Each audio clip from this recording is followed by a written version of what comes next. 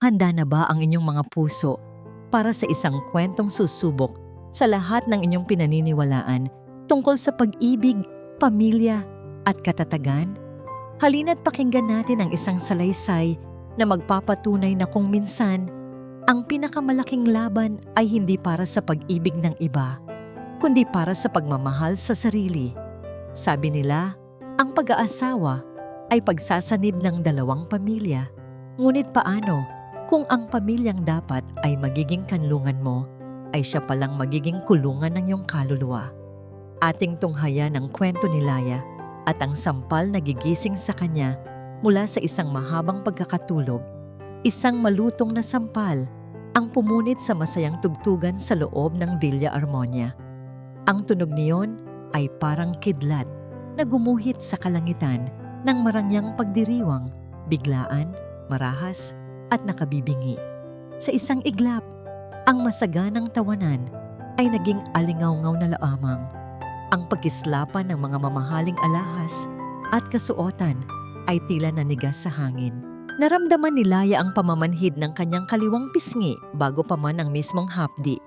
Nag-uunahan ng init at kirot, kumakalat mula sa kanyang balat hanggang sa kaibuturan ng kanyang pagkatao. Sa gitna ng malawak na hardin ng mansyon ng mga dimaakulangan, sa ilalim ng libu-libong maliliit na ilaw na parang mga bituin, pakiramdam ni Laya ay siya na ang pinakamadilim na bagay sa buong sanlibutan. Lahat ng mata ay nasa kanya. Mga matang mapanghusga, nagtataka, at ang iilan ay may bahid ng awa. Ngunit wala sa mga yon ang hinanap niya. Ang mga mata lamang ng kanyang asawa, si Gael. Nakatayo ito, may ilang talampakan lamang ang layo, katabi ng mesang puno ng naglalakihang pagkain. Nakikita niya kung paano ito natigilan. Ang hawak na baso ng alak ay sandaling huminto sa ere. Umasa si Laya. Isang munting pitik ng pag-asa ang sumibol sa kanyang dibdib. Aasahan niyang lalapit ito, hahawakan ng kanyang kamay, at ipagtatanggol siya mula sa gumawa nito, ang sarili nitong ina. Ngunit ang pag-asang iyon ay kasing bilis na namatay. Nakita ni Laya kung paano dahan-dahang ibinaba ni Gael ang baso. Ang mga mata nito ay umiwas sa kanya at sa halip ay tumuon sa mesa. Sa harap ng kahihiyang dinaranas ng kanyang asawa, sa harap ng katahimikang sumisigaw, iniabot ni Gael ang kanyang kamay, hindi para tulungan si Laya, kundi para kumuha ng isang piraso ng malutong na balat ng lechon. Isinubo niya iyon, dahan-dahan, parang wala siyang nakita, parang wala siyang narinig. At sa sandaling iyon, mas masakit pa sa sampal, gumuho ang mundo ni Laya. Isang paalala lamang yan, Laya. Ang malamig na boses ni Doña Silvania Imperial ang bumasag sa katahimikan. Nakatayo ito sa kanyang harapan, matikas sa suot na emerald green gown.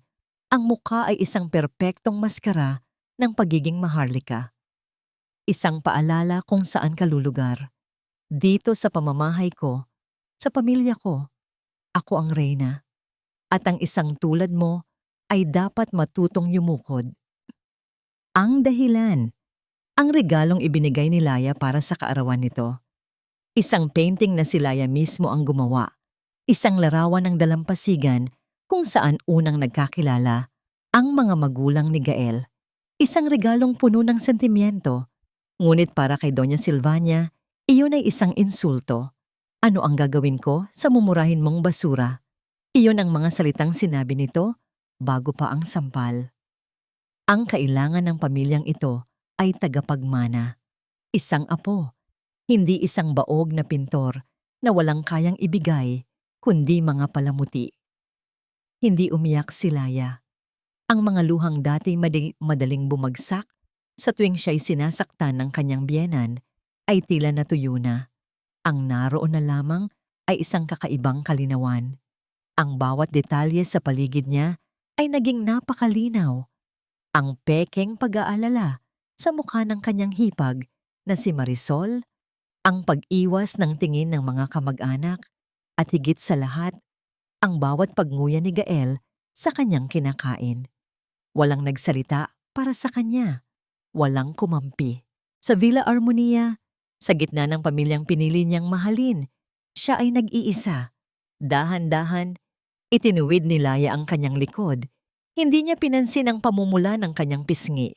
Hindi niya pinansin ang mga bulungan na muling nagsisimula. Tiningnan niya si Doña Silvania, hindi nang may takot, kundi nang may isang bagay na hindi pa nito nakikita sa kanya dati. Isang malamig na kawalan ng emosyon. Pagkatapos, ay tinalikuran niya ito. Tinalikuran niya ang lahat. Ang bawat hakbang palayo sa hardin ay parang 1 kilometrong bigat. Ang tunog ng kanyang takong sa mamahaling bato ng pasilyo, ang tanging musika na kanyang naririnig. Hindi siya lumingon. Alam niyang kung lilingon siya, ang kaunting lakas na natitira sa kanya ay bibigay. Pagkarating sa kanyang sasakyan, doon lamang niya hinayaang manginig ang kanyang mga kamay. Isinandal niya ang kanyang noo sa manibela, ngunit wala pa ring luhang lumabas. Ang nararamdaman niya ay hindi na lungkot. Iba na. Isang nagbabagang galit na nagsisimulang mag-apoy mula sa abo ng kanyang wasak na puso. Ang sampal na yon ay hindi lang dumapos sa kanyang mukha. Gumising yon sa kanyang kaluluwa. Hinugot niya ang kanyang cellphone mula sa kanyang bag. Nanginginig ang kanyang daliri habang binubuksan ang listahan ng kanyang mga contact. Nilagpasan niya ang pangalan ng kanyang ina, ng kanyang mga kaibigan. At nilagpasan niya ang pangalan ni Gael. Huminto ang kanyang daliri sa isang pangalan na matagal na niyang hindi tinatawagan para sa ganitong bagay. Isang pangalan na sumisimbolo sa hustisya at lakas. Attorney Bantugan Soliman. Huminga siya ng malalim. Pinakalma ang sarili. Nang pindutin niya ang call button, isang desisyon ang nabuo sa kanyang isip, kasabay ng unang ring ng telepono. Tapos na ang pagtitiis. Oras na para lumaban.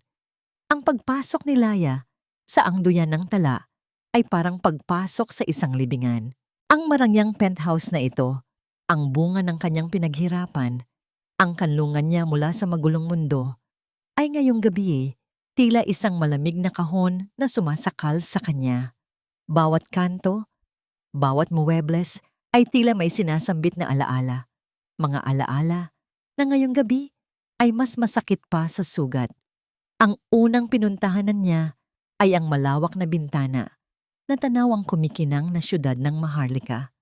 Dito niya madalas sinasaksihan ang paglubog ng araw kasama si Gael, nagpaplano ng kinabukasan, nangangarap ng isang pamilya. Dito tayo magsisimula, Laya. Ang sabi ni Gael noon, ang kanyang kamay ay mahigpit na nakahawak sa kamay ni Laya. Ang duyan ng tala. Ang duyan ng ating pamilya. Niyakap ni Laya ang kanyang sarili. Ang mga salitang iyon ay parang bubog na naghihiwa sa kanyang puso. Ang pagmamahal na ibinuhos niya sa lugar na ito, ang bawat disenyo, ang bawat piraso ng kasangkapan, ito ang kanyang obra maestra, ang pinakasentro ng kanyang pagkatao. Paano niya hahayaang maging libingan ito ng kanyang mga pangarap? Biglang nag-vibrate ang kanyang cellphone sa bulsa. Umaasa siyang siban iyon, ngunit ang pangalan ni Gael ang kumislap sa screen. Huminga siya ng malalim bago sagutin. Laya, where are you? Bakit ka umalis? Ang dami pa nating bisita. Ang boses ni Gael ay may bahid ng pagkayamot, hindi pag-aalala.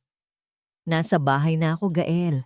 Sagot niya, ang boses ay kalmado, halos walang emosyon. Hindi ko na kinaya. Anong hindi kinaya?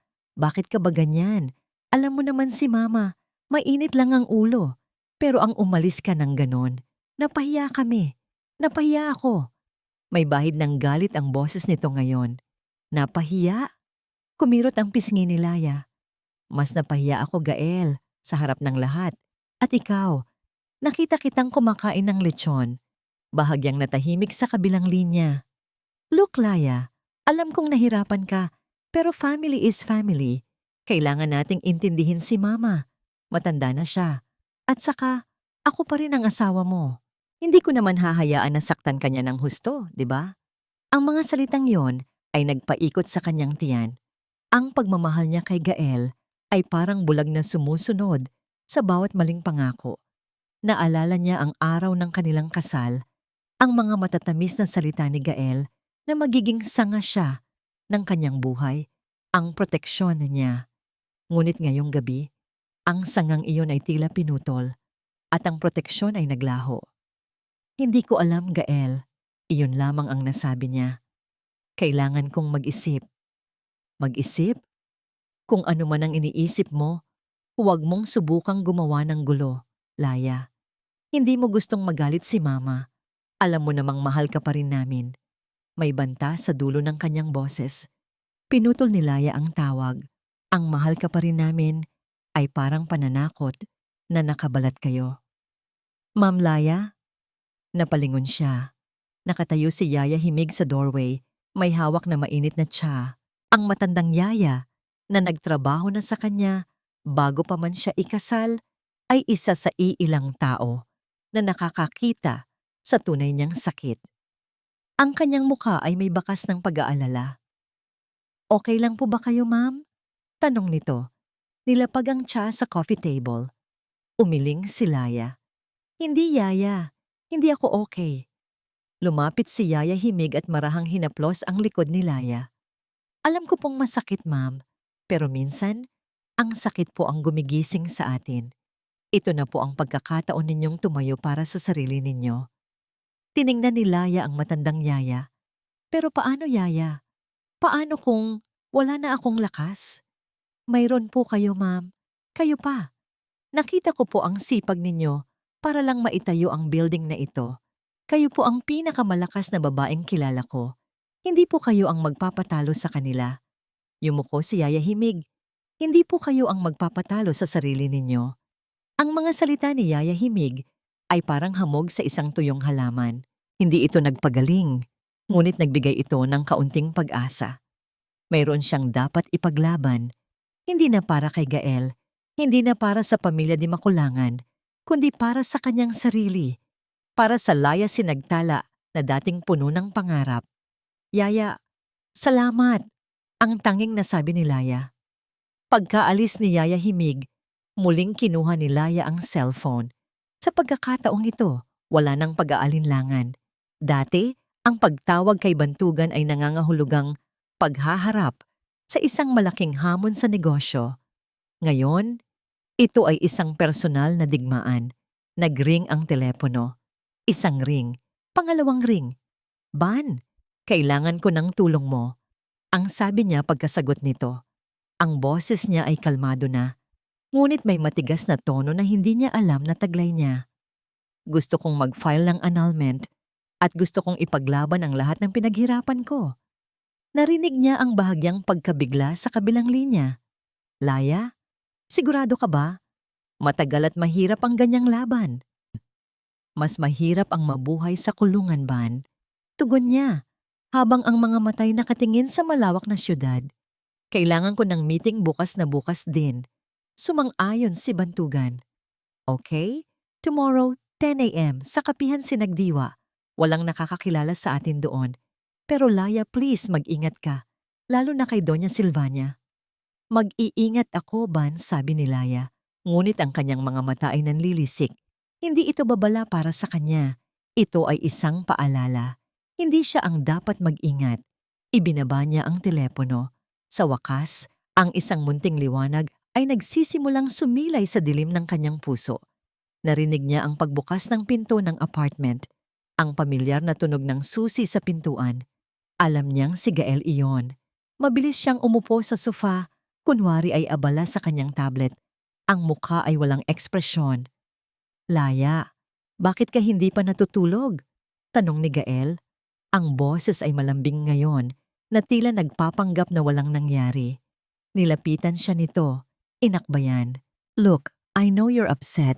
Kaya nga, para makabawi ako, may dala akong magandang balita para sa atin.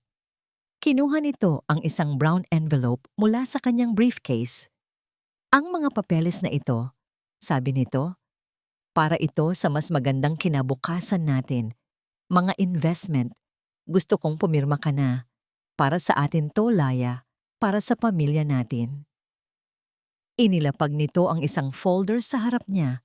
Mayroong 3 piraso ng papel sa loob at sa dulo ay isang blangkong linya para sa kanyang pirma.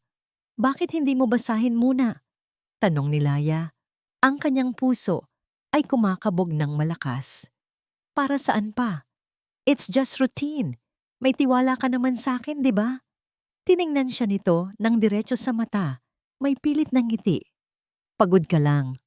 Pirmahan mo na para makapagpahinga na tayo. Tiningnan ni Laya ang papel. Pagkatapos ay ang mukha ng kanyang asawa. Ang nangiting iyon ay hindi na umabot sa mga mata nito. Nagpakawala siya ng isang malalim na hininga. Kinuha niya ang ballpen at, nang walang pag-aalinlangan, inilagda ang kanyang pangalan sa bawat linya. Isang lihim na ngiti ang sumilay sa labi ni Gael. Ang kapihan sinagdiwa ay isang munting paraiso sa gitna ng magulong syudad ng Maharlika. Mabango ang amoy ng bagong giniling na kape at ang mahinang tugtugin ay nagbibigay ng pakiramdam ng kapayapaan. Ngunit para kay Laya, na nakaupo sa pinakasulok na bahagi ng kapihan, ang kapayapaang yon ay isang harang lamang sa nagngangalit na bagyo sa loob niya. Dumating si Atty. Bantugan Soliman ilang minuto. Pagkatapos niya, sa suot na simpleng polo shirt at maong, mukha itong ordinaryong kaibigan, ngunit ang talas ng kanyang mga mata ay hindi maikakaila. Siya ang top-notcher sa kanilang batch sa law school. Isang taong hinahangaan ni Laya hindi lang sa talino, kundi sa integridad. Laya, bati nito, umupo sa kanyang harapan. Kamusta ang pisngi mo? Hinawakan ni Laya ang kanyang muka. Bayhagya pa ring may kirot. Magaling na magtago ng pasa ang makeup ban. Pero ang pasa dito? Sabi niya, sabay turo sa kanyang dibdib. Hindi ko alam kung paano tatakpan. Tumango si Bantugan, ang kanyang muka ay seryoso. Sinabi mo sa telepono, annulment. Sigurado ka na ba talaga dyan? Ang pagharap sa mga dimakulangan sa korte ay parang pagharap sa isang pader na bakal.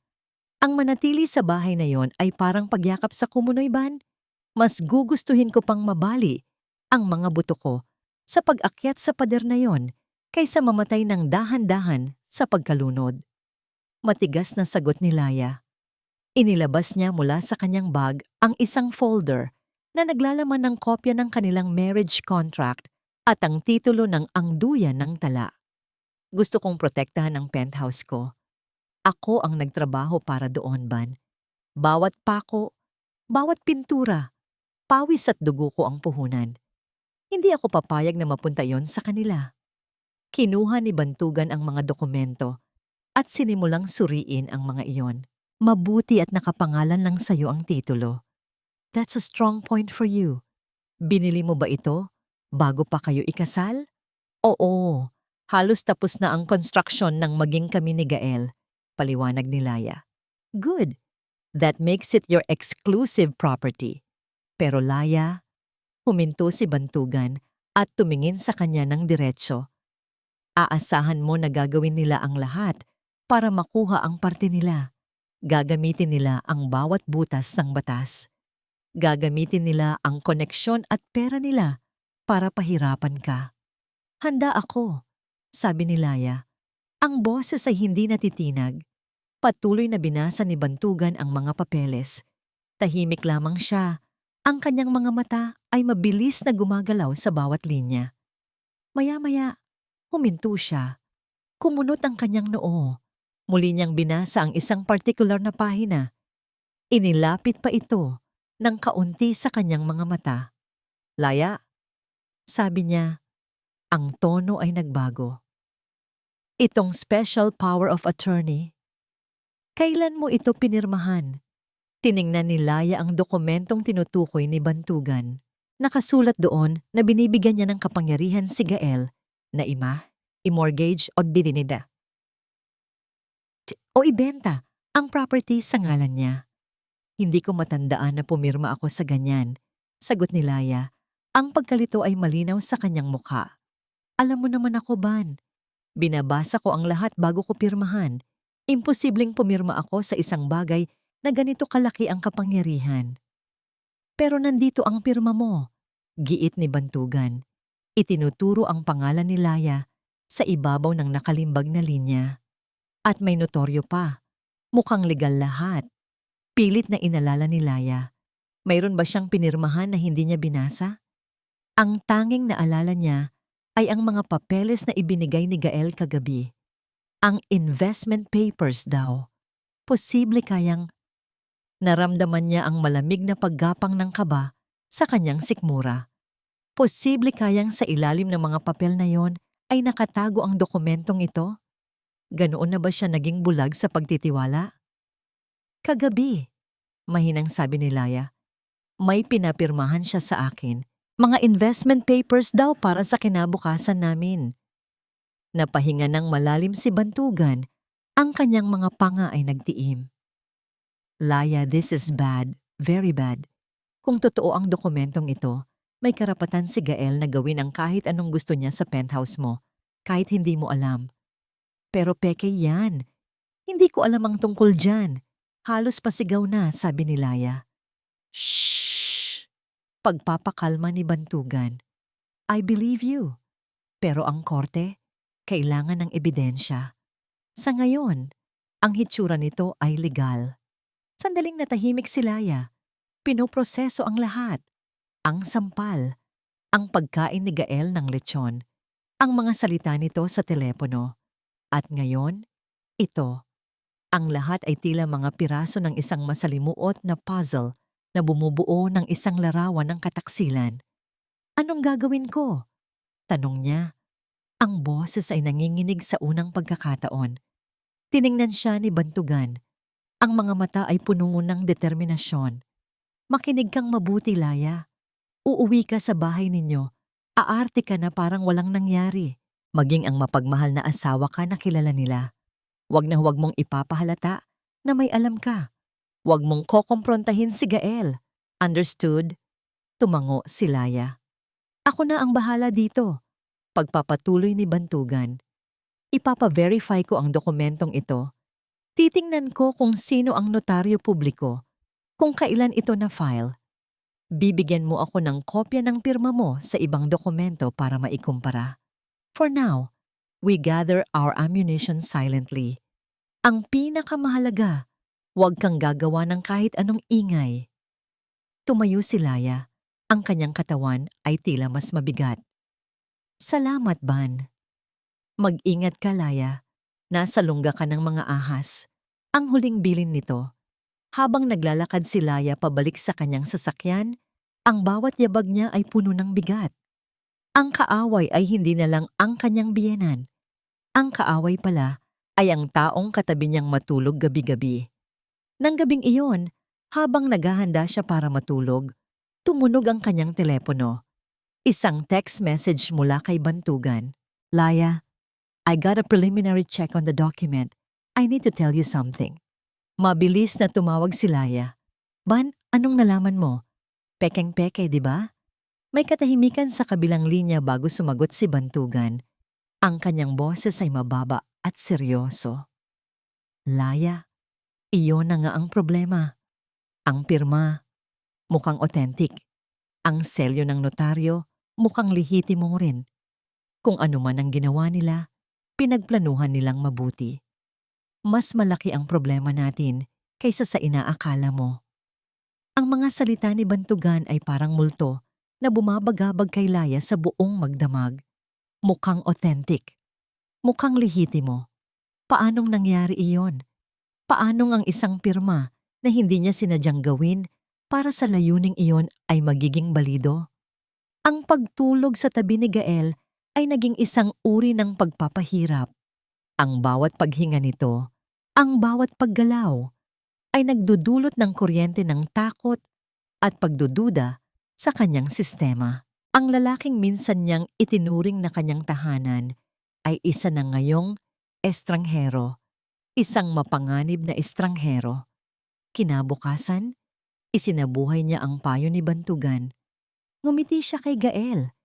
Ipinaghanda niya ito ng almusal. Nagtanong siya tungkol sa araw nito. Naging perpekto siyang asawa, isang obra maestra ng pagkukunwari. Ngunit sa likod ng kanyang mga ngiti, ang kanyang isip ay walang tigil sa pagtakbo, naghahanap ng mga sagot. Kailangan niya ng ebidensya.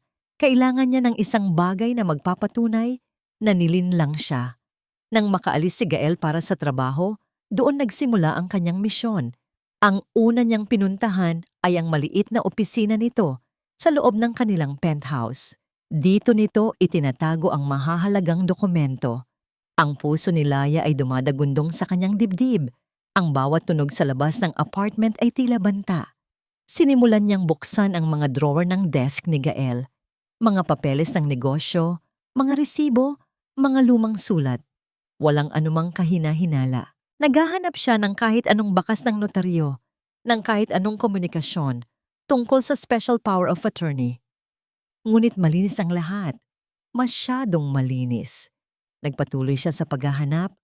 Ang kanyang pag-aalala ay lumalaki sa bawat minutong lumilipas. Tiningnan niya ang ilalim ng mga libro, ang likod ng mga picture frame. Wala. Nasa kalagitnaan siya ng paghahalongkat sa isang aparador nang biglang tumunog ang doorbell. Sa isang iglap, nanigas si Laya. Ang kanyang paghinga ay huminto. Dahan-dahan siyang sumilip sa video intercom. Ang kanyang dugo ay tila nagyelo nang makita kung sino iyon. Si Marisol. Ate Laya, buksan mo. May dala akong paborito mong ensaymada. Ang masiglang sigaw nito mula sa labas. Nataranta si Laya. Mabilis niyang isinara ang aparador. Inayos ang mga papel na nagkalat sa desk at sinubukang pakalmahin ang kanyang sarili. Huminga siya ng malalim bago buksan ang pinto. Isang pilit na ngiti ang nakapaskil sa kanyang mukha. Marisol, hindi ka man nang nagsabi na darating ka, sabi ni Laya. Pinipilit na maging natural ang kanyang boses. Surprise! Para hindi ka na malungkot dito mag-isa, sagot ni Marisol. Pumasok sa loob na parang pag-aari niya ang lugar. Ang kanyang mga mata ay mabilis na nilibot ang paligid na tila may sinusuri. Wow! Ang linis naman dito. Akala ko magiging magulo ka pagkatapos ng, alam mo na, yung nangyari sa party. Bakit naman ako magiging magulo? Ayos lang ako, sagot ni Laya. Isinara ang pinto. Talaga ba? Sabi ni Marisol. Umupo sa sofa at ipinatong ang kanyang mga paa sa mamahaling coffee table.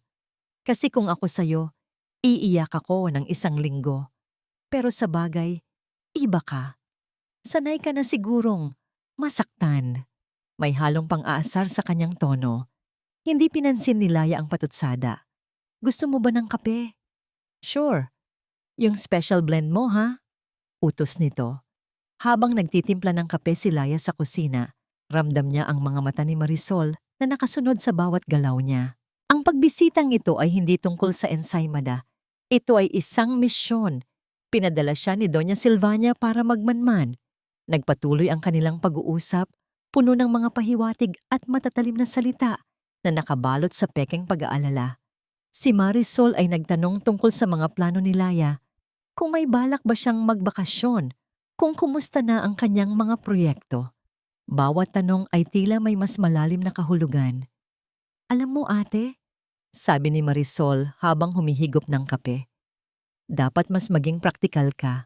Ang isang bahay na ganito kalaki, para sa 2 tao lang, masyadong malungkot. Mas masaya siguro kung may kasama pa kayo, tulad namin ni Mama, para may mag-aalaga sa'yo. Ngumiti lang si Laya. Pinag-iisipan namin yan ni Gael. Nang sa wakas ay umalis si Marisol, nakahinga ng maluwag si Laya. Ang tensyon ay halos sumabog sa kanyang dibdib. Ang pagbisita ng kanyang hipag ay isang malinaw na babala. Binabantayan siya. Ipinagpatuloy niya ang kanyang paghahanap, ngunit mas maingat na ngayon. Alam niyang paubos na ang kanyang oras. Ang huling lugar na hindi pa niya nabubuksan ay ang pinakailalim na drawer ng walk-in closet ni Gael, kung saan nito itinatago ang mga lumang gamit. Doon, sa ilalim ng mga luma at nakatuping damit, nakita niya ito. Isang maliit na itim na kahon na bakal. Nakalock. Sinubukan niyang buksan ito, ngunit matibay ang kandado. Tiningnan niya ang paligid. Naghahanap ng kahit anong pwedeng gamitin. Walang susi. Halos sumuko na siya nang maalala niya ang isang bagay. Noong bagong kasal sila, ikinuwento ni Gael na ang lolo nito ay laging nagtatago ng duplicate key sa ilalim ng lining ng isang lumang leather briefcase. Mabilis niyang hinanap ang briefcase na yon sa pinakatuktok ng aparador. Puno na ito ng alikabok. Kinapa niya ang ilalim na bahagi ng takip. At doon, nakasuksok sa isang maliit na punit sa tela, naramdaman niya ang malamig na metal ng isang maliit na susi. Nanginginig ang kanyang mga kamay habang ipinapasok ang susi sa kandado ng kahon. Sakto ito. Dahan-dahan niyang pinihit. Click! Bumukas ang kahon. Ang puso ni Laya ay tila gustong kumawala sa kanyang dibdib. Ang unang bumungad sa kanya ay hindi mga dokumento. Isang makapal na salansan ng mga resibo. Mga resibo mula sa pinakamalalaking kasino sa Maynila at Macau. At ang lahat ng iyon ay nakapangalan sa iisang tao, Doña Silvania Imperial. Ang mga petsa ay mula pa noong nakaraang taon. Ang mga halaga ay nakakayanig, daan-daang libo, minsan ay milyon-milyong piso sa isang gabi.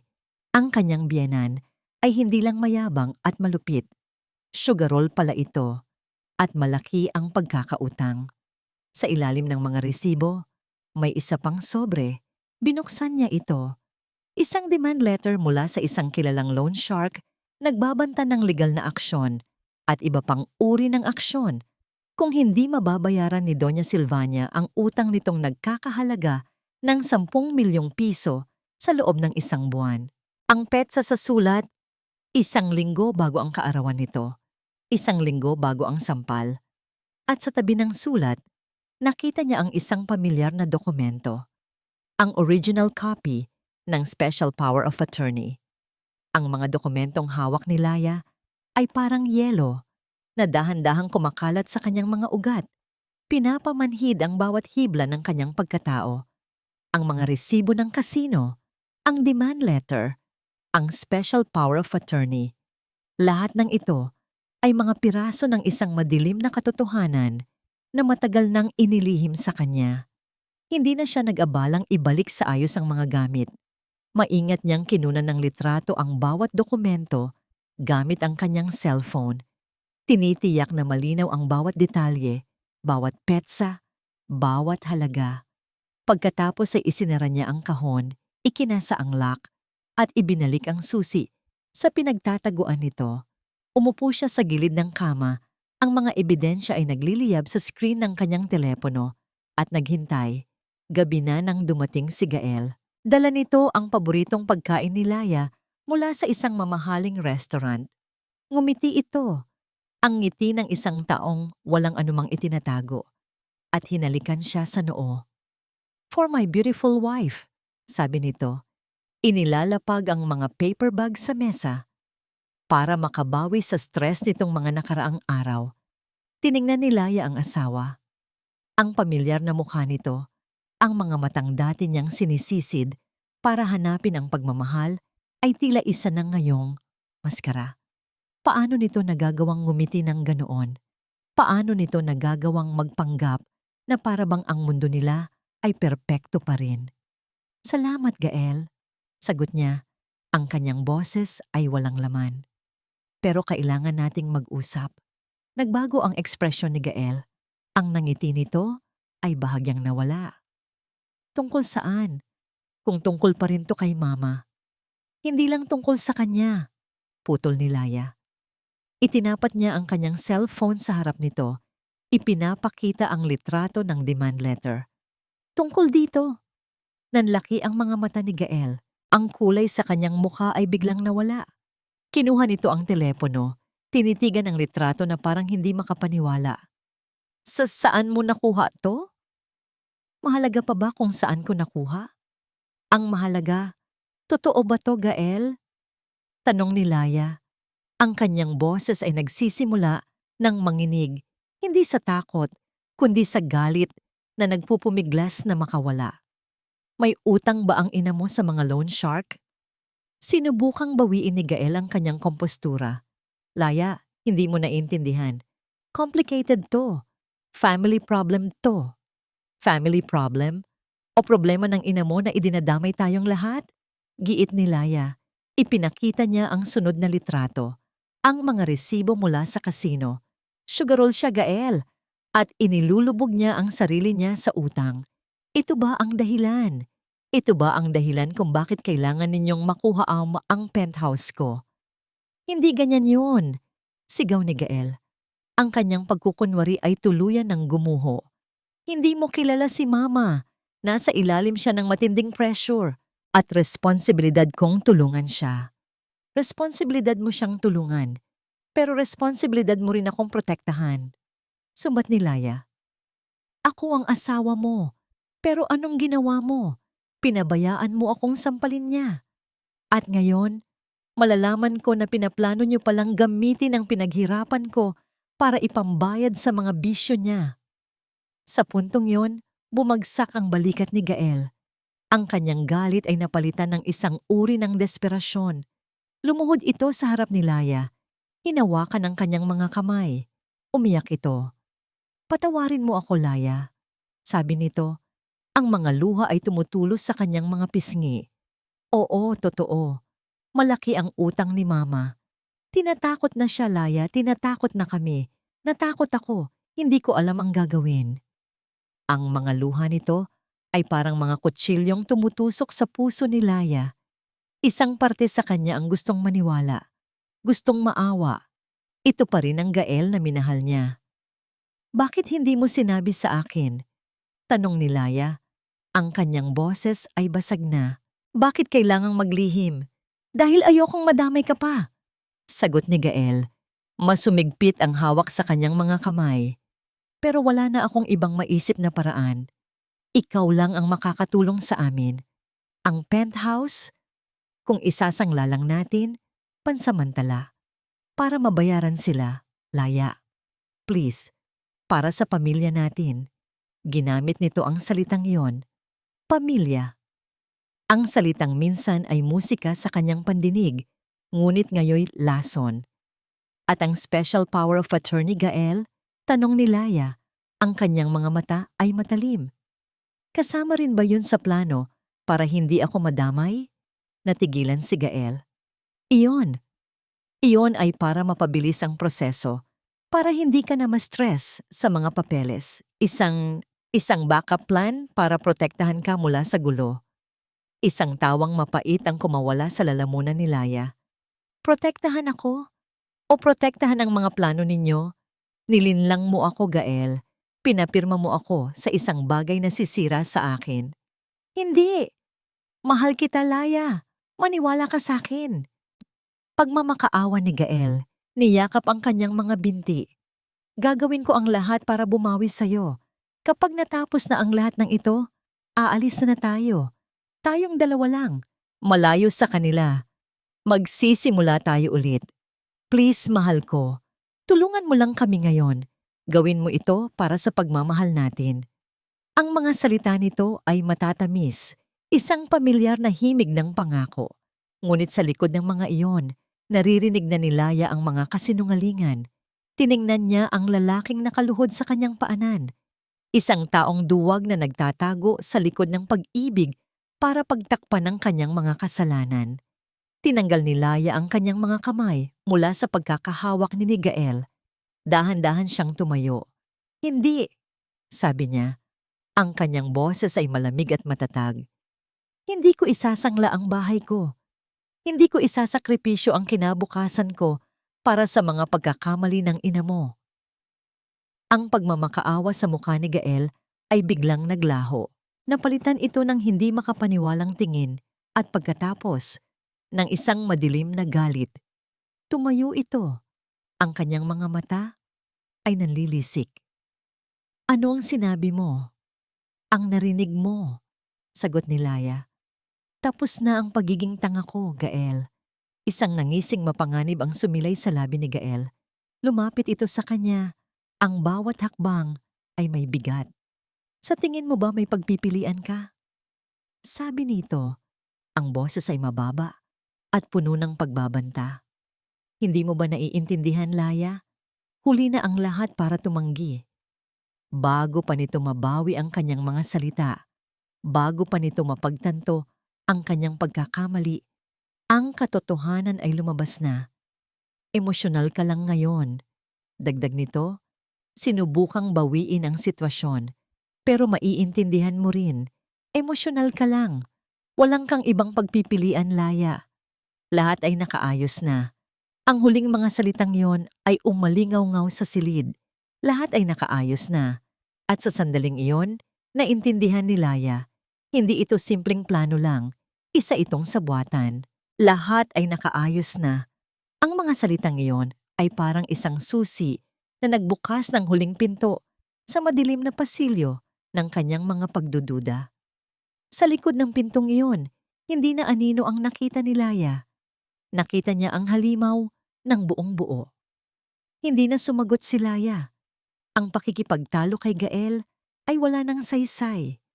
Ang mga salitang kailangan niya ay wala sa bibig nito, kundi sa mga lihim na itinatago nito. Tumalikod siya at naglakad papunta sa kanilang silid. Iniwan si Gael na natigilan sa sala. Ang pagwawalang kibo niya ay mas malakas pa sa anumang sigaw. Kinandado niya ang pinto ng kwarto. Alam niyang kailangan niyang kumilos ng mabilis. Ang pag-amin ni Gael ay isang pagkakamali sa parte nito. Isang bintana ng pagkakataon para sa kanya na hindi niya sasayangin. Kinuha niya ang laptop ni Gael mula sa study table nito sa loob ng kwarto. Madalas itong iwanang bukas. Sa loob ng 5 taon nilang pagsasama, hindi niya kailanman pinakialaman ang mga gamit nito. Ngunit ngayong gabi, ang tiwala ay isang abo na lamang na ipinadpad na ng hangin. Binuksan niya ang laptop. Ang kanyang puso ay kumakabog na parang tambol sa digmaan. Nagpunta siya sa email nito. Ang kanyang mga daliri ay nanginginig habang nagtatype ng mga keywords sa search bar. Sylvania, utang, penthouse, spa. Walang lumabas. Masyadong matalino si Gael para gumamit ng mga ganoong salita. Nag-isip siya. Ano ang posibleng pangalan ng abogado ni Doña Sylvania? Naalala niya ang isang pag-uusap noon, isang pangalan na binanggit ni Marisol sa isang party. Attorney Corpus. Tinaype niya ang corpus at doon lumabas ang mga resulta. Isang mahabang thread ng email sa pagitan ni Gael at ng isang attorney Roman corpus. Ang subject line, Family Matter. Binuksan ni Laya ang pinakaunang email. Ang kanyang paghinga ay halos huminto. From Gael Di Maculangan. Attorney Roman corpus. Subject, Family Matter, Dear Attorney Corpus. As per our phone conversation, I am formally requesting your assistance regarding the property under my wife's name, Laya Sinagtala. As my mother, Doña Sylvania, has explained, we are in a delicate situation that requires a swift and discreet transfer of assets. We need to secure the special power of attorney as soon as possible. Ang petsa ng email, 2 buwan na ang nakalipas, bago pa man ang demand letter na nakita niya. Ang plano ay matagal nang isinasagawa. Ipinagpatuloy niya ang pagbabasa. Ang bawat email ay isang suntok sa kanyang sikmura. Nakita niya ang mga draft ng ESPA na ipinapadala pabalik-balik.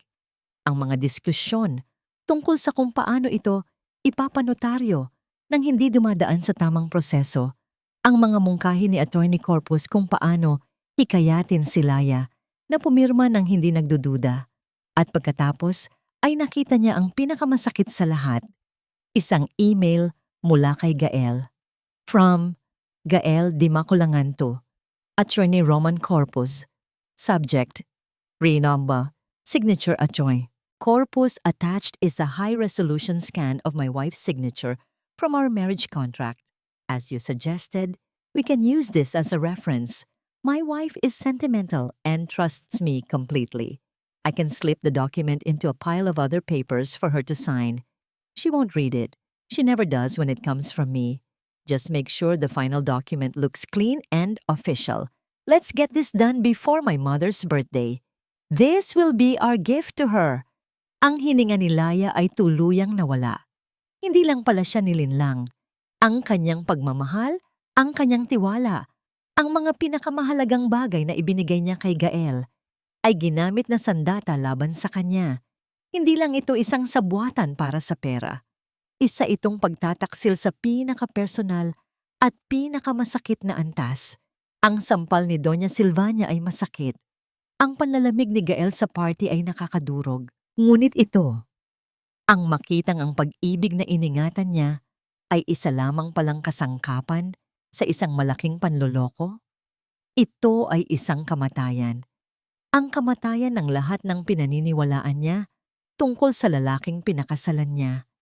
Mabilis niyang isinaksak ang isang USB flash drive sa laptop.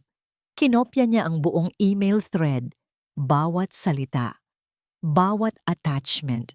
Habang naghihintay na matapos ang pag-transfer ng file, narinig niya ang mahinang katok sa pinto. Laya? Mahal? Buksan mo to. Mag-usap tayo ng maayos. Ang boses ni Gael ay malambing muli, puno ng pekeng pagsisisi. Hindi sumagot si Laya. Tinitigan niya ang progress bar sa screen. 50%, 70%, 95%. Transfer complete. Mabilis niyang tinanggal ang flash drive at isinara ang laptop. Ibinalik sa eksaktong pwesto nito. Sakto sa pagpihit ng doorknob. Nakalimutan niyang ilock ito. Bumukas ang pinto at pumasok si Gael. Ang kanyang mukha ay puno ng pag-aalala. Laya, nag-aalala ako sa'yo. Bakit ka nagkukulong dito? Tumayo si Laya.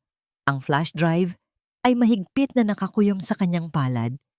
Tiningnan niya ang kanyang asawa. Ang mukha nito ay pareho pa rin, ngunit ang nakikita na niya ngayon ay ang taong sumulat ng mga email na yon. Ang taong nagplano ng kanyang pagkasira. Walang luhang pumatak. Ang sakit na nararamdaman niya ay masyadong malalim para sa mga luha. Ang naroon ay isang nakakapasong lamig. Pagod lang ako, sabi niya. Ang kanyang boses ay kalmado na parang isang lawa na walang hangin. Matutulog na ako. Lumapit si Gael. Sinubukang yakapin siya, ngunit umilag siya. Ang pag-ilag na yon ay isang deklarasyon. Kinabukasan, habang nag-aalmusal sila sa katahimikan, tumunog ang intercom. Ma'am Laya, nasa lobby po si Doña Silvania at Ma'am Marisol, sabi ng gwardiya. Bago pa man makasagot si Laya, nagsalita si Gael. Papuntahin mo sila dito. We're expecting them. Tumingin si Laya kay Gael, naguguluhan, at sa unang pagkakataon, wala nang pagkukunwari sa mukha ni Gael. Ang nandoon ay isang malamig na pagtanggap sa sitwasyon. Ilang minuto ang lumipas, bumukas ang pinto. Pumasok si Doña Silvania at Marisol, hindi bilang mga bisita, kundi bilang mga mananakop. May dala silang mga maleta. Magandang umaga, mahal na manugang, bati ni Doña Silvania. Isang nangiting tagumpay ang nakapinta sa kanyang mga labi. Napagdesisyonan namin na dito na muna kami titira para maalagaan ka namin ng mas mabuti. Tumingin si Laya mula kay Doña Silvania papunta kay Marisol at sa huli, kay Gael na nakatayo sa likod ng mga ito. Walang emosyon. Sa wakas, naintindihan na niya. Ang laro ay tapos na at ipinapakita na nila ang kanilang tunay na mga kulay. Ang mga sumunod na araw sa angduyan ng tala ay naging isang tahimik na impyerno. Ang penthouse, na dati santuaryo ni Laya, ay naging kanyang personal na kulungan. Si Doña Silvania ang nag-upo sa sarili bilang bagong reyna. Ang bawat utos ay parang batas. Si Marisol naman ang kanyang tapat na alagad. Isang espiya na sinusundan ang bawat galaw ni Laya, laging may dalang mapanuyang komento. Ate Laya, hindi ba dapat mas matingkad ang kulay ng kurtinang yan? Parang patay. Puna ni Marisol isang hapon. Laya, ipagluto mo kami ng sinigang. Yung tunay na sinigang, hindi yung mga pagkain mong walang lasa. Utos ni Doña Silvania. Si Gael naman ay naging isang anino, isang multo sa sarili niyang pamamahay. Umiiwas ito sa mga mata ni Laya, nagkukunwaring abala sa trabaho. Hindi na nito binabanggit ang tungkol sa pag-ibig o mga pangako. Ang kanilang relasyon ay naging isang malamig na transaksyon na lamang, isang kasunduan ng pananahimik. Ngunit ang hindi alam ng pamilya Di Makulangan, ang pananahimik ni Laya ay hindi tanda ng pagsuko. Ito ay ang kalmado bago ang isang perpektong bagyo. Sa bawat insulto, sa bawat pagmamaliit, hindi na sakit ang nararamdaman niya, kundi determinasyon. Ang bawat araw na kasama niya sila sa ilalim ng iisang bubong ay nagpapatigas sa kanyang puso at nagpapatibay sa kanyang plano. Isang umaga, nagpaalam siyang pupunta sa site ng isa niyang proyekto. Ito ang kanyang pagkakataon. Sa halip na sa construction site, dumiretso siya sa isang hindi pamilyar na gusali ng opisina sa kabilang panig ng lungsod, ang bagong opisina ni Bantugan. "Pasensya ka na, Laya. Lumipat ako para mas pribado," sabi ni Bantugan habang pinapatuloy siya sa loob. "Anong nangyari? Bakit parang may nagbago sa'yo?" Inilabas ni Laya ang USB flash drive mula sa kanyang bag at isinaksak ito sa laptop ni Bantugan. Ito ang nangyari.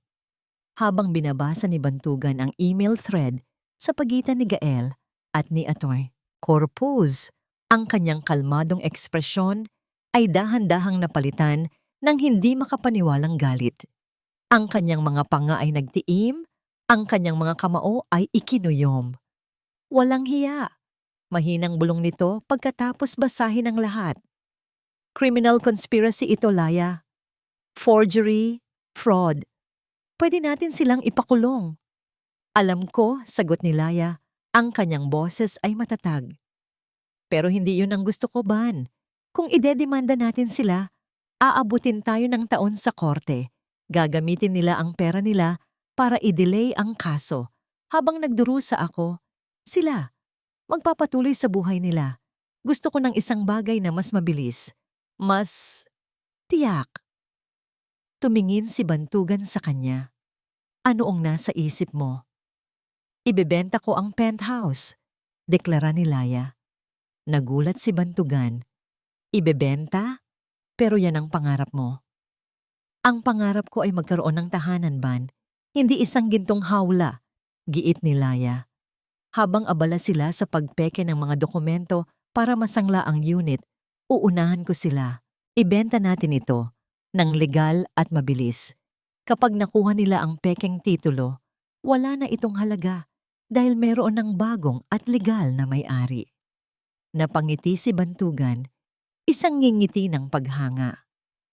Matalino, isang laro ng ahas, lalabanan natin ng laro ng agila. Pero kanino nating ibebenta? Kailangan natin ng buyer na kayang magbayad agad at kayang panindigan ng laban kung sakaling mag-eskandalo ang mga Di Makulangan. "May kilala ako," sabi ni Bantugan pagkatapos ng ilang sandaling pag-iisip. Isa sa mga pinakamalaking kliyente ng dati kong law firm, isang bilyonaryo, si Don Alejandro Del Rio. Mahilig siyang mangolekta ng mga prime properties at higit sa lahat, galit siya sa mga manloloko. Kinabukasan, sa isang pribadong silid sa isang 5-star hotel, nakilala ni Laya si Don Alejandro. Isang matandang lalaki na may matalas na mga mata at aura ng kapangyarihan. Ngunit may bakas ng kabaitan sa kanyang tawa ng ngiti. Ipinakita ni Bantugan ang lahat ng dokumento, ang orihinal na titulo, ang mga plano ng arkitektura na si Laya mismo ang gumawa at ang kopya ng email thread bilang patunay ng urgensya. Kahanga-hanga ang pagkakagawa sa unit na ito. "Hija," sabi ni Don Alejandro habang tinitingnan ang mga plano. "Isa kang tunay na alagad ng sining." "Salamat po," sagot ni Laya. Pagkatapos ay binasa nito ang mga email. Hindi nagbago ang kanyang ekspresyon, ngunit tumalim ang kanyang mga mata. "Gusto kong makita ang mga taong tulad nito na natututo ng kanilang leksyon." Tumingin ito kay Laya. "Bibilhin ko ang property mo sa presyong hinihingi mo. Walang tawad. Nakahinga ng maluwag si Laya. Pero may isang kondisyon, dagdag ng matanda. Gusto ko itong bilhin ng mabilis at tahimik. Aayusin ng mga abogado ko ang lahat sa lalong madaling panahon. Sa susunod na linggo, dapat tapos na ang lahat ng papeles. Masusunod po, sagot ni Laya. Habang naglalakad sila palabas ng hotel, hindi mapigilan ni Laya ang ngumiti. Sa unang pagkakataon sa loob ng mahabang panahon, nakaramdam siya ng pag-asa. Ang galing mo, Laya, sabi ni Bantugan. Hindi ka lang lumalaban. Ikaw na ang nagkokontrol ng digmaan. Pag-uwi niya sa penthouse, naabutan niyang nagtatawanan sa sala ang mag-inang Silvania at Marisol, habang si Gael ay tahimik na nanonood. Saan ka na naman galing, babae? Nagliliwaliw ka habang kami dito ay nag-aalala? Bungad ni Doña Silvania. Sa halip na matakot, ngumiti si Laya. Isang tunay na ngiti. Nag-asikaso lang po ng ilang bagay para sa kinabukasan. Nakita niya ang pagtataka sa mga mukha nila. Ang kanyang pagbabago ay hindi nila inaasahan. Nang gabing iyon, pumasok si Gael sa kwarto. Dala nito ang isang maliit na bouquet ng bulaklak. Laya, sabi nito. Ang boses ay malambing ulit. Alam kong nahihirapan ka na. Konting tiis na lang. Malapit nang maayos ang lahat.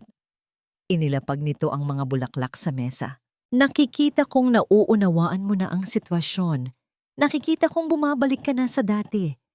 Alam ko na sa huli, maiintindihan mo rin ako. Lumapit ito at hinalikan siya sa pisngi para ipakita na seryoso tayo sa pagsisimula ulit. Magkakaroon tayo ng isang maliit na salo-salo sa Sabado. Dito lang.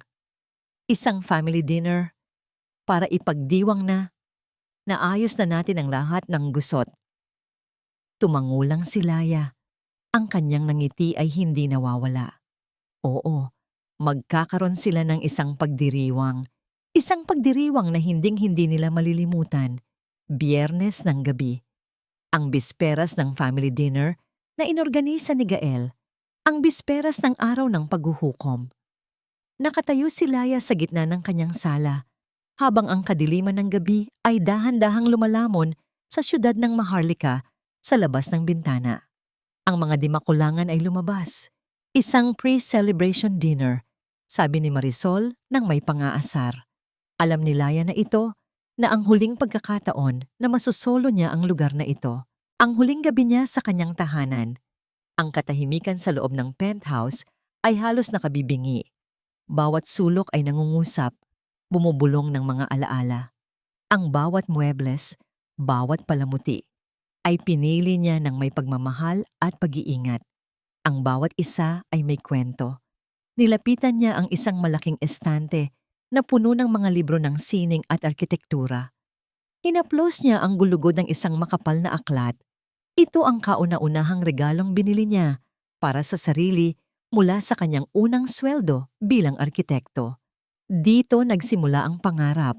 Naglakad siya papunta sa kusina. Ang modernong islang ito, sa gitna ang paborito niyang lugar. Dito siya nag-e-eksperimento ng mga bagong putahe. Dito sila madalas mag-usap ni Gael habang naghahanda ng hapunan. Naalala niya ang kanilang tawanan habang nagluluto ng adobo. Ang harina na nagkalat sa kanilang mga mukha habang sinusubukang gumawa ng tinapay.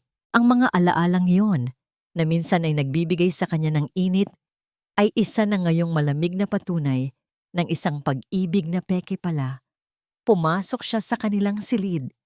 Ang malawak na kama, ang mga unan, na dati nagsisilbing kanlungan ng kanyang mga luha at pangarap.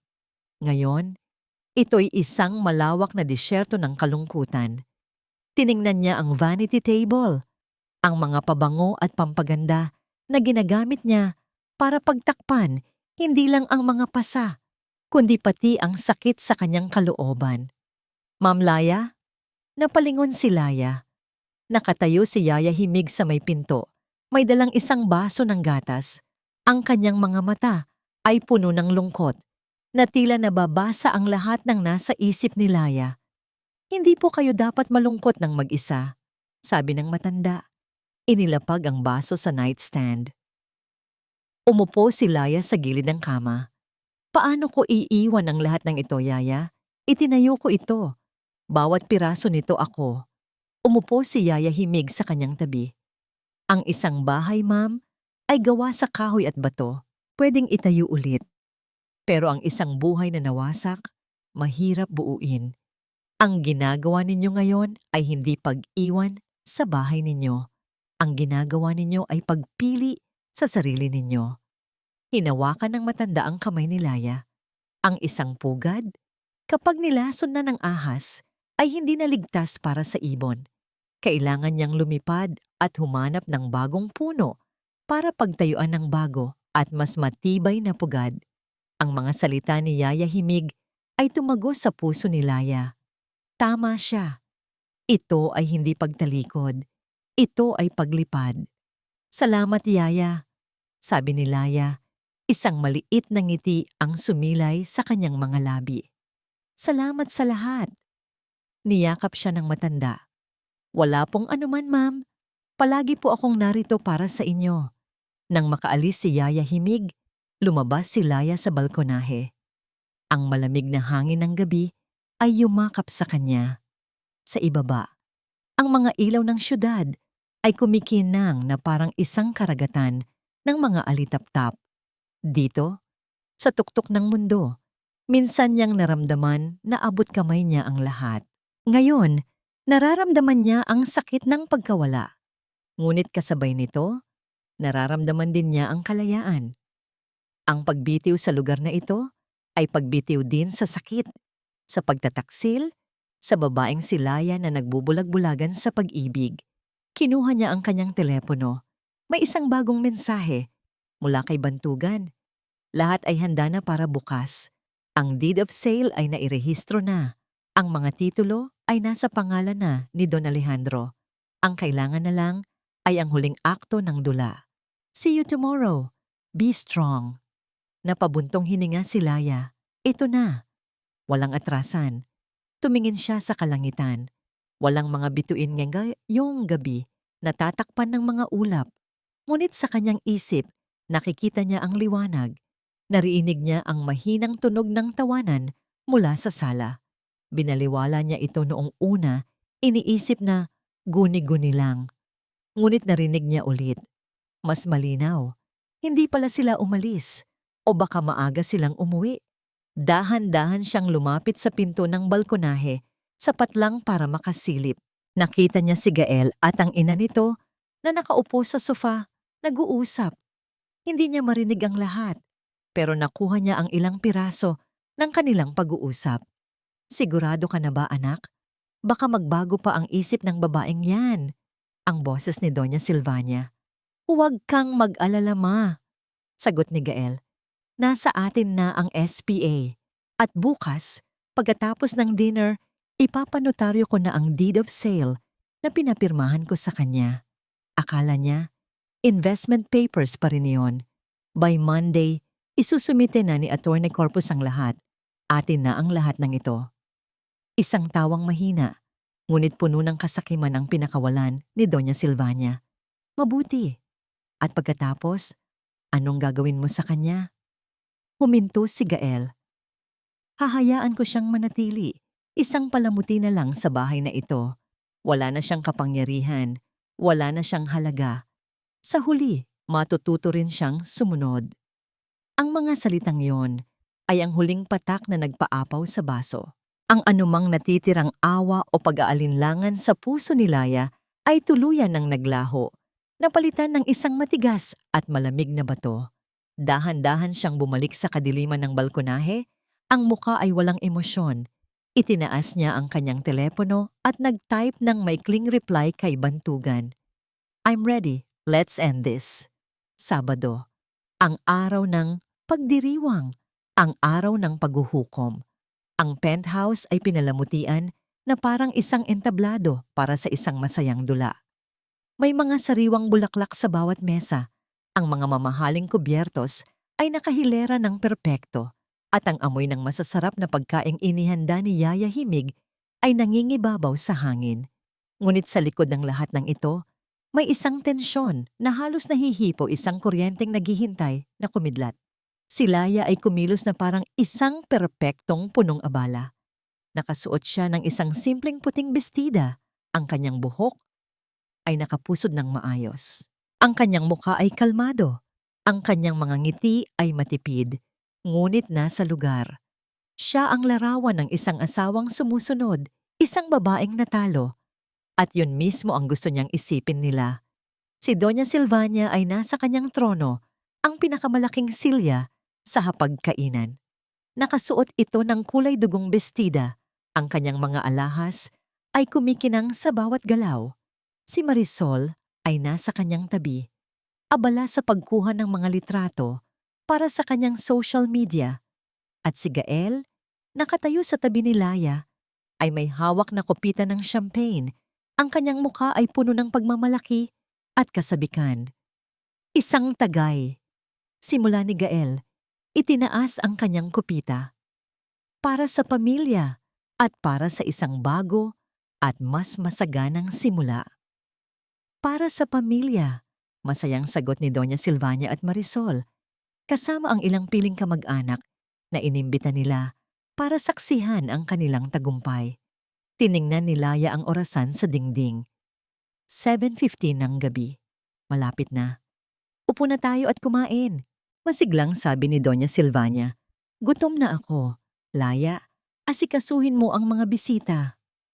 Sumunod si Laya. Naglagay siya ng pagkain sa mga plato, nagsalin ng alak sa mga baso. Ang bawat galaw niya ay kontrolado at may layunin. Isang huling pagganap sa entabladong ito. Habang abala ang lahat sa pagkain at tawanan, dahan-dahan siyang lumayo. Ang kanyang mga mata ay hindi inaalis sa pinto. Napakasarap ng luto mo ngayon, Yaya Himig. Siguro dahil masaya ka na sa wakas. Maayos na ang lahat sa pamilya, ano? Puna ng isang tiyahin ni Gael. Ngumiti lang si Yaya Himig.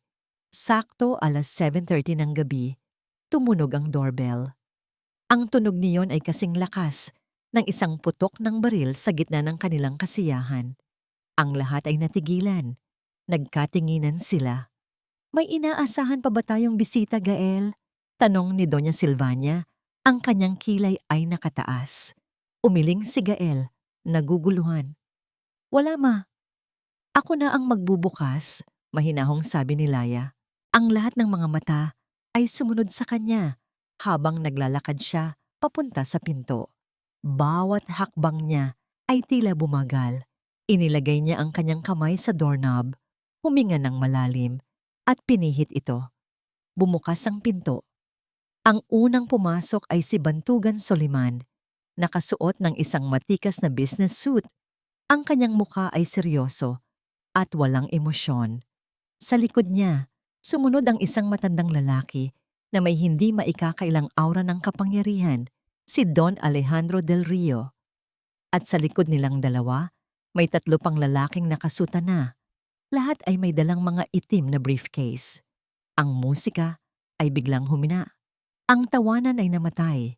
Ang lahat ng nasa hapagkainan ay napatingin sa mga bagong dating. Ang kanilang mga mukha ay puno ng pagkalito at pagtataka. Sino kayo? Anong ginagawa ninyo dito? Ang unang nagsalita ay si Doña Silvania. Ang kanyang boses ay matigas at puno ng awtoridad. Hindi kayo imbitado. Si Laya ay humakbang sa tabi ni Bantugan, nakaharap sa pamilyang minsan niyang minahal. Ako ang nag-imbita sa kanila. Isang nakabibinging katahimikan ang bumalot sa silid. Si Gael ay napatingin kay Laya. Ang kanyang mukha ay nagpapakita ng gulat at dahan-dahang pagkatanto. Laya, ano ang ibig sabihin nito? Tanong ni Gael. Ang kanyang boses ay nagsisimulang manginig. Hindi siya sinagot ni Laya. Sa halip, si Bantugan ang nagsalita. Ang kanyang boses ay malinaw at malakas, umaalingaw-ngaw sa buong penthouse. Magandang gabi po sa inyong lahat. Ang pangalan ko ay Attorney Bantugan Soliman. Lumakad siya papalapit sa hapagkainan. Kami po ay naririto bilang representasyon ng bago at legal na may-ari ng property na ito. Ibinuka niya ang kanyang kamay patungo kay Don Alejandro del Rio na tumangulang ng bahagya. Ang kanyang mga mata ay matamang nakamasid sa bawat reaksyon. Ang bagong may-ari, pagpapatuloy ni Bantugan, si Don Alejandro del Rio. Ang mga salita ay parang bombang sumabog sa gitna ng silid. Si Marisol ay napatayo. Ang kanyang bibig ay nakabukas. Ang mga kamag-anak ay nagbubulungan. Si Gael ay namutla na parang isang papel. Ngunit si Doña Silvania, pagkatapos ng unang pagkabigla, ay humalakhak. Isang malakas at nakakainsultong halakhak. Anong kalokohan ito? Bagong may-ari? Sabi niya, tumatayo mula sa kanyang upuan. Abogado ka ba talaga o komedyante? Ang bahay na ito ay pag-aari ng anak ko. Pag-aari ng pamilya Di Makulangan. Tumingin siya ng masama kay Laya. At ikaw, babae ka. Ano ang drama na naman ito? Sinusubukan mo bang sirain ang aming selebrasyon? Hindi po ito drama, Ginang Imperial, mahinahong sabi ni Bantugan. Huwag mo akong tawaging Ginang, Doña Silvania. Sigaw nito. Mayroon kaming papeles para patunayan ang pagmamay-ari namin. Mga legal na dokumento. Lumapit siya sa isang aparador, kinuha ang isang folder at ibinato ito ng malakas sa mesa. Ang tunog ay umalingaw-ngaw. Ayan, basahin ninyo. Isang special power of attorney at isang deed of sale. Pinirmahan mismo ng asawa ng anak ko. Kaya lumayas kayo sa pamamahay namin bago ko kayo ipakaladkad sa mga gwardiya.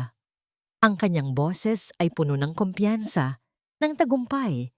Tumingin siya sa paligid, sa kanyang mga kamag-anak na tila nagsasabing, panoorin ninyo kung paano ko durugin ang mga ito. Ngunit si Bantugan ay hindi natinag. Kinuha niya ang folder, tiningnan ito ng isang saglit at pagkatapos ay kalmadong ibinalik sa mesa. Interesante, sabi niya. Ngunit sa kasamaang palad, ang mga papel na hawak ninyo ay wala ng halaga. Anong sinabi mo? Walang halaga?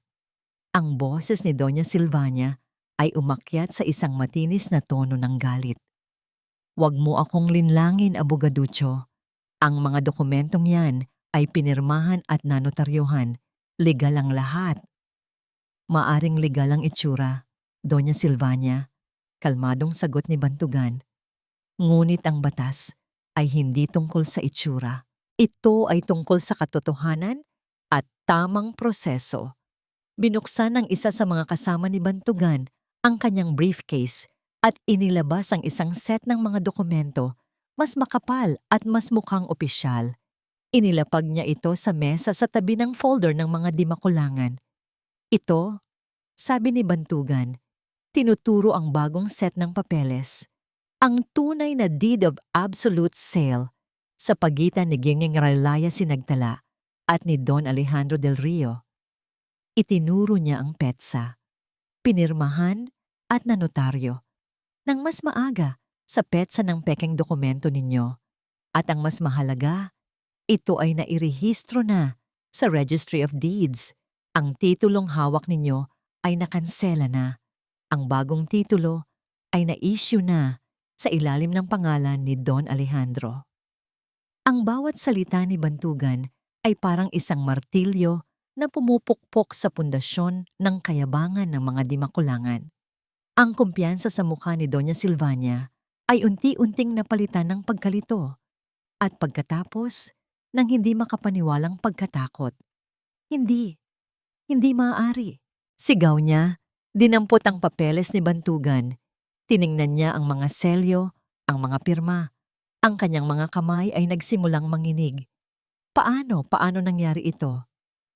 Habang abala kayo sa pagpaplano ng inyong panloloko, si Laya ay gumawa ng isang legal at tapat na transaksyon. Paliwanag ni Bantugan. At tungkol naman sa special power of attorney na ginamit ninyo. Dagdag niya, kinuha ang kanyang telepono. Mayroon din kaming kopya ng email kung saan inutusan ni J. Gael Di Makulangan ang inyong abogado na pekein ang pirma ng kanyang asawa. Iyan ay isang malinaw na kaso ng forgery at fraud na may kaakibat na parusang pagkakakulong. Sa puntong yun, si Gael ay tila nawalan ng lahat ng lakas. Napasandal siya sa pader, ang kanyang mukha ay kasing puti ng abo. Tumingin siya kay Laya, ang kanyang mga mata ay nagmamakaawa. Laya, mahal, bakit? Halos pabulong na tanong niya. Sa unang pagkakataon mula nang magsimula ang gabi, nagsalita si Laya. Ang kanyang boses ay malamig ngunit malinaw. Dahil tinuruan ninyo ako, sabi niya, tinitingnan ang bawat isa sa kanila. Tinuruan ninyo ako na ang pagtitiwala ay maaaring maging isang patibong. Tinuruan ninyo ako na ang pag-ibig ay maaaring gamiting sandata. At higit sa lahat, tumingin siya ng diretso kay Gael. Tinuruan mo ako na kailangan kong iligtas ang sarili ko dahil hinding-hindi mo yon gagawin para sa akin. Ang katotohanan ay parang isang sampal na gumising sa lahat. Ang mga kamag-anak na dating nakangiti ay ngayon nakayuko, hiyang-hiya sa kanilang nasasaksihan. Si Marisol ay tahimik na umiiyak sa isang sulok. Hindi, hindi ako papayag. Sigaw ni Doña Silvania, ang kanyang pagiging sopistikada ay tuluyan ng naglaho, napalitan ng purong desperasyon. Akin ang bahay na ito. Akin! Sinugod niya si Laya, ang kanyang mga kamay ay nakaumang na parang mga kuko ng agila. Ngunit bago pa siya makalapit, humarang na ang dalawa sa mga security personnel ng gusali na tahimik na pumasok kasama ang grupo ni Don Alejandro. Doña Silvania, ang formal na sabi ni Don Alejandro, nagsalita sa wakas. Ang kanyang boses ay mababa, ngunit may bigat ng awtoridad. Ang eskandalong ito ay tapos na. Bilang bagong may-ari ng unit na ito, binibigyan ko kayo ng 30 minuto para kunin ang inyong mga personal na gamit at lisanin ang lugar na ito ng payapa. Wala kang karapatan, sigaw ni Silvania. Sa katunayan, mayroon akong lahat ng karapatan, sagot ni Don Alejandro. At kung hindi kayo susunod, ang mga security personnel na ito ang maghahatid sa inyo palabas at bukas na bukas din, ang mga abogado ko ay magsasampa ng kasong estafa at forgery laban sa inyo. Ang banta ng pagkakakulong, iyon ang huling pako sa kanilang kabaong. Ang sumunod na mga minuto ay isang eksena ng purong kaguluhan at kahihiyan. Ang mga dimakulangan sa ilalim ng mapagmasid na mga mata ng security ay nagmamadaling inilagay ang kanilang mga damit at gamit sa kanilang mga maleta. Ang mga mamahaling palamuti ay naging mga walang buhay na bagay. Ang kanilang kayabangan ay naging mga pabulong na sumpaan. Humarap si Gael kay Laya sa huling pagkakataon. Ang kanyang mukha ay basang-basang luha. Laya, patawarin mo ako. Pagmamakaawa niya, sinubukang abutin ang kamay nito. Nagkamali ako. Magsimula tayo ulit. Kaya kong itama ang lahat. Tiningnan ni Laya ang kamay nito. Pagkatapos ay ang mukha nito. Wala na siyang makitang pag-ibig. Wala nang galit. Ang naroon na lang ay awa. Huli na ang lahat para dyan, Gael, sabi niya. At sa unang pagkakataon, naramdaman niya ang bigat na tuluyang nawala sa kanyang dibdib. Sana, matuto ka mula dito. Hindi na niya ito hinintay na sumagot. Tinalikuran niya ito. Pinanood ni Laya, kasama si Bantugan at Don Alejandro. Habang ang pamilya, di makulangan ay lumabas ng pinto, bitbit ang kanilang mga maleta. Si Doña Silvania ay nakayuko. Ang kanyang pagiging imperial ay naglaho. Si Marisol ay humahagulgol at si Gael, bago tuluyang lumabas, ay lumingon at tinignan siya sa huling pagkakataon. Ang tingin ng isang taong nawalan ng lahat. Nang sumara ang pinto, isang nakabibinging katahimikan ang pumuno sa penthouse. Ngunit hindi ito ang katahimikan ng kalungkutan. Ito ang katahimikan ng kapayapaan. Ang katahimikan ng kalayaan. Lumapit si Don Alejandro kay Laya. Binabati kita, Hija. Isang matapang na laban. Salamat po sa tulong ninyo, sagot ni Laya. Tandaan mo, sabi ng matanda, ang isang bahay ay hindi tahanan kung wala kang kapayapaan dito. Ngayon, malaya ka nang itayo ang tunay mong tahanan. Tumango si Laya. Isang tunay na ngiti ang sumilay sa kanyang mga labi. Tumingin siya sa labas ng bintana. Sa kumikinang na syudad, ang mga ilaw ay tila'y mas maliwanag ngayon. Lumipas ang 6 na buwan. Ang tag-ulan ay nagbigay daan sa isang mas maliwanag at mas payapang panahon, tulad ng buhay ni Laya. Ang pangalang Sinagtala Designs, na dating isang pangarap lamang na nakasulat sa kanyang kwaderno, ay ngayoy nakaukit na sa isang salaming pinto ng isang modernong opisina sa puso ng Maharlika. Sa loob, ang kapaligiran ay abala at puno ng malikhaing enerhiya. Mga batang arkitekto at interior designer ay nagtutulungan. Ang kanilang mga ideya ay nagliliwanag sa mga computer screen. At sa gitna ng lahat, nandoon si Laya, hindi na bilang isang asawang pinagtataguan ang kanyang talento, kundi bilang isang CEO na nagbibigay inspirasyon. Nakatayo siya sa harap ng isang malaking bintana sa kanyang bagong opisina, tanaw ang syudad na minsan ay naging saksi sa kanyang pagkadurog. Ngunit ngayon, ang tanawin ay hindi na nagdudulot ng sakit, kundi ng pasasalamat.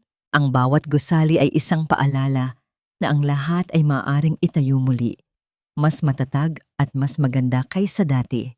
Isang katok sa pinto ang pumukaw sa kanyang pag-iisip. Pumasok ang kanyang sekretarya. May dalang isang maliit na sobre. Ma'am Laya, may delivery po para sa inyo mula sa Europa. Kinuha ni Laya ang sobre. Walang pangalan ng nagpadala, ngunit pamilyar ang sulat kamay sa address niya. Binuksan niya ito.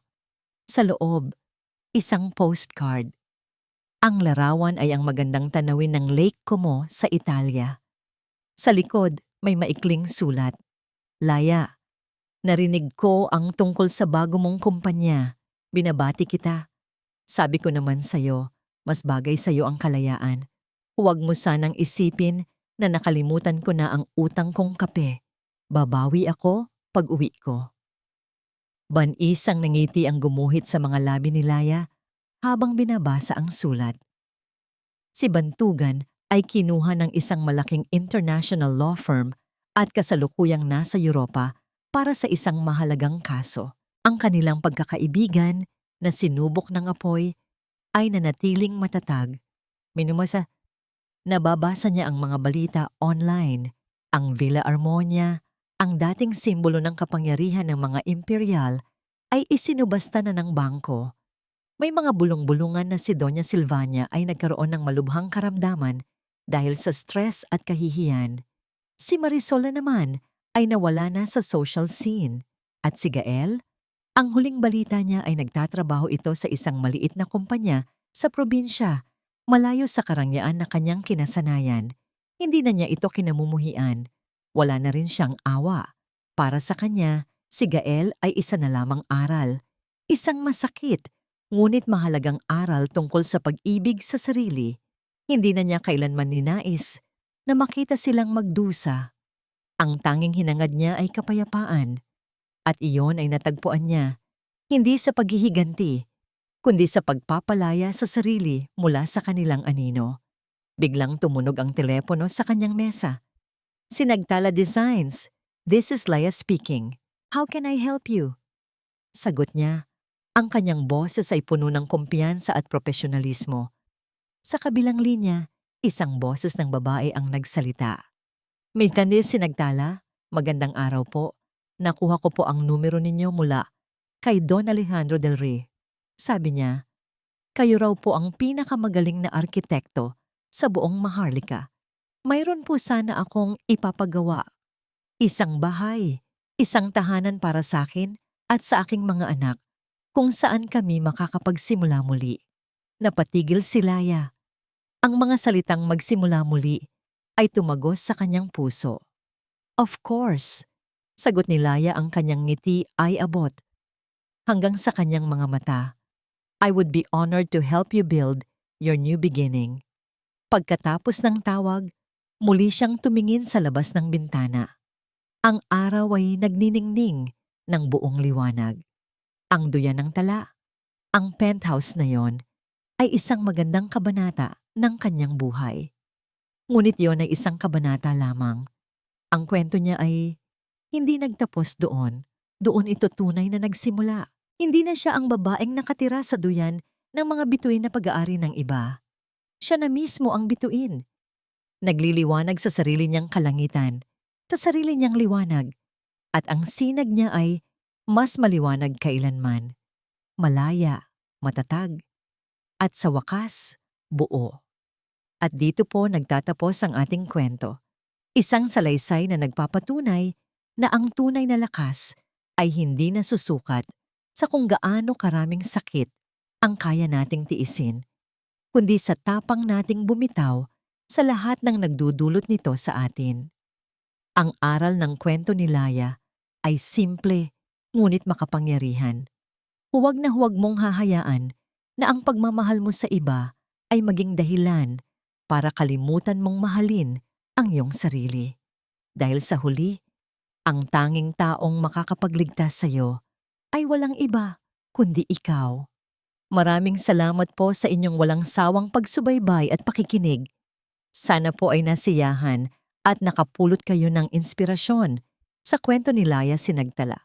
Kung meron po kayong mga saloobin o komento, huwag po kayong mag-atubiling i-type sa comment section sa ibaba. Anong uri po ng kwento ang gusto ninyong marinig sa susunod? Gusto naming malaman ang inyong mga mungkahi. Hindi dito nagtatapos ang ating paglalakbay. Marami pa pong kwentong kasing ganda at mas puno ng aral dito sa aming channel.